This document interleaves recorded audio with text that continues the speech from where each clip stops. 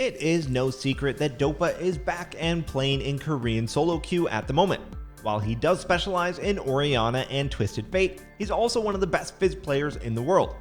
Every mid laner knows the feeling of falling behind in Assassin Mirrors thanks to your team giving away free kills, but in this guide, we'll show you how Dopa comes back from an early deficit in the mirror and completely stomps the game anyway.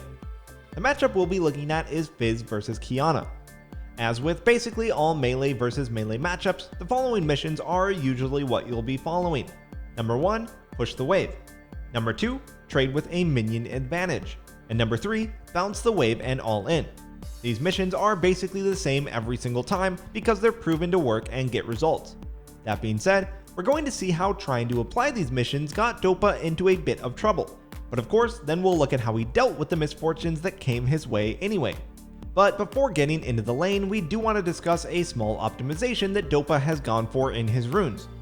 Some assassin players have started running Zombie Ward very often and starting Sweeper at level 1. Why this can be specifically good on assassins is because they're all generally pretty slippery when it comes to avoiding ganks during the lane phase. As long as you don't blow your getaway tool for a trade, then it doesn't really matter where the enemy jungler comes from or if you see him beforehand, since you can usually just get out anyway. Therefore, denying your opponent's vision is quite powerful. As a melee champion, you're much more likely to get shoved in, and if you can deny wards from them while they shove, it can lead into some very easy ganks for your own jungler. And that's it for the pre-game prep. Let's jump into it. At level 1, Dopa immediately starts applying mission number 1 and pushing the wave. On the minimap though, we can see his team fully committing for an invade.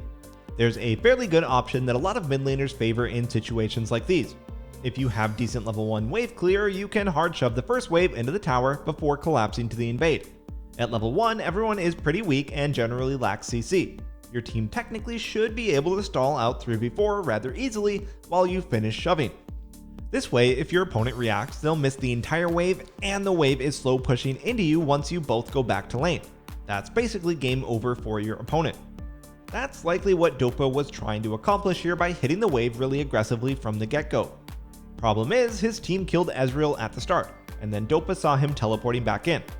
With Qiyana and Ezreal flanking his team from this angle, it's very likely his team gets wiped.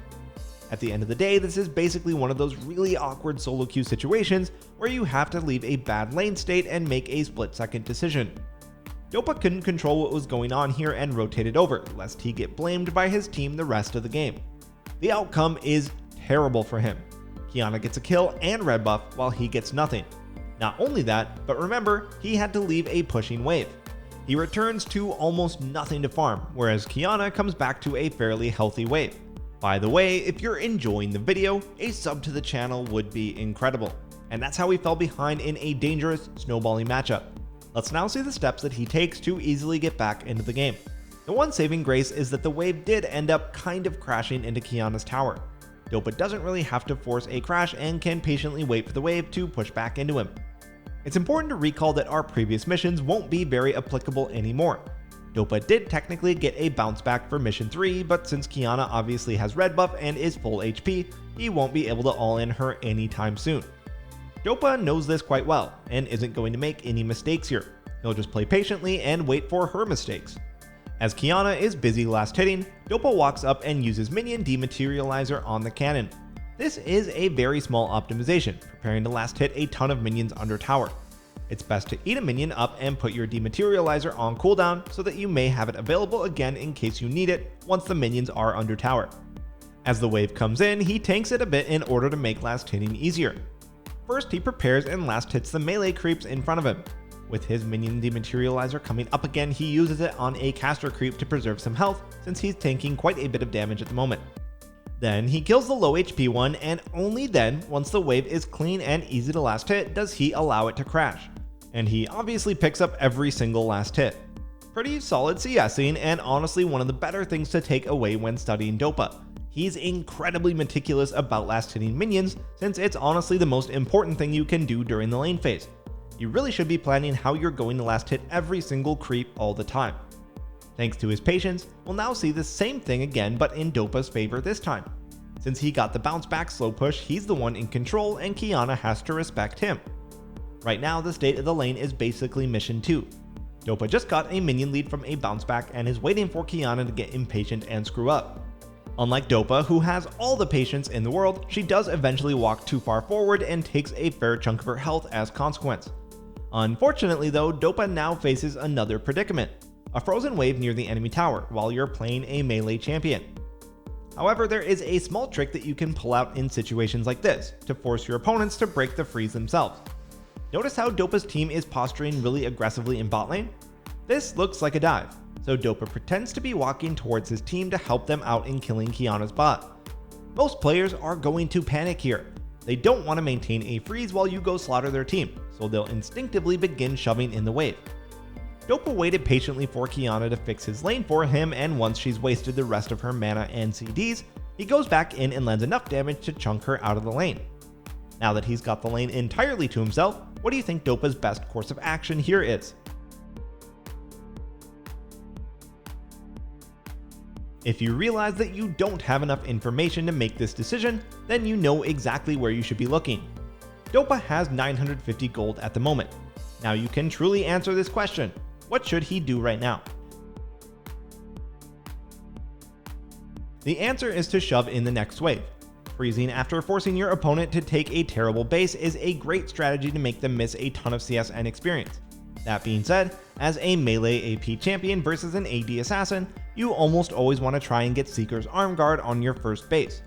Seekers is so efficient against AD champions that giving up the potential freeze here is totally worth it. Dopa gets back to lane and clears the wave that Qiyana shoved in. Then he uses his sweeper to look for any vision that he can clear out. Knowing that there's no wards in the area, he sits in a bush for a potential ultimate. This is also a really strong tactic to use against other assassins in mid lane. A lot of wave clear from assassins tends to also be tied to their escape tools most of the time. Even Akali's use their shroud for the extra energy for more Qs very often. Sitting in fog waiting for them to maybe blow their escape is a good tactic to use every now and then. Unfortunately, Qiyana is a challenger player in Korea, so she's not falling for the bait and wasting her W. Dopa, realizing that she's not going to fall for it, times his ultimate instead when she auto-attacks to last hit. There was definitely time for Qiyana to react, but obviously Dopa was counting on the fact that the random ultimate from Fog would catch her off guard for a free kill. Wanting to take his base, Dopa finishes crashing the wave, but notices something going on in bot lane. He begins rotating over, but Qiyana has already spawned at this point. Dopa fights her, but he has no ultimate or ignite and is forced to flash away in order to live. He clearly overestimated how tanky Seeker's arm guard is making him right now. No one, not even Dopa, is without faults. He may have his own take on what he should have done, but here's what we think was the best move. Qiyana is giving up the wave in order to flank his bot lane in order to score some kills. All Dopa has to do is literally stand in her way. This serves two purposes. One, he's protecting his team from her roam. He can just buy time for his team to retreat from their play by just standing there. And number two, remember that Dopa crashed the wave before moving. Waves will usually bounce and slow push toward you when you do this. By just standing here, Dopa would be winning lane. Qiyana's minions would be overpowering his own due to the even minion rule, and she'd be losing more farm than he is every second that she stands there. The next time the two meet in lane again after the failed fight, Dota has complete control of the lane and dominates a quick trade. This prompts Qiyana to completely abandon the lane in hopes of a bot lane roam. While Dopa has hit this quite a bit, since the wave is so close to Qiyana's tower, it's still going to push back to him, even if he roams right now to match her, which is obviously exactly what he does. As he rotates over, it's clear that the fight has kind of ended, as both sides are backing off with low HP. This prompts Dopa to scout for vision and clear it, so that the enemy team doesn't really know what he's up to. Qiyana makes a bold assumption that Dopa likely went back to middle, but no. He used his sweeper and all the control wards in the area to make sure that no one knew what he was up to and picked Qiyana off once again. He retreats to get his blue buff, and like we said, the wave was pushing back to him, so he comes back to a nice bit of farm at the end of it all. At this point, everyone in the game is snowballing, especially him, and it's safe to say it's all over. Before we jump into the recap, you should know where these videos come from. Our hyper improvement platform Skill-Capped is by far the best place to be if you want to actually improve at League of Legends. You can input your rank before signing up to see where we think you'll climb to. If you don't reach that rank while actively using Skill-Capped, you can claim a full refund. That's like a gym membership guaranteeing that you'll get ripped. We offer this because our service really does work, and if it doesn't, then you shouldn't pay for it. So be sure to check us out after this. As a brief recap, what we really enjoyed about this particular replay was how simple Dopa made everything look. Typically in Assassin Mirrors, when the enemy gets an early kill and buffs, the lane becomes incredibly difficult since these matchups can snowball very quickly. Despite that, Dopa easily came back with some basic fundamentals. It's never about fancy moves or mechanics with him, but rather a stream of minor decisions and adaptations that allow him to have such consistent results in his games. He knows and respects when his opponent has control of the lane and doesn't get antsy and give away free trades, unlike Qiyana, who frequently gave him free trades.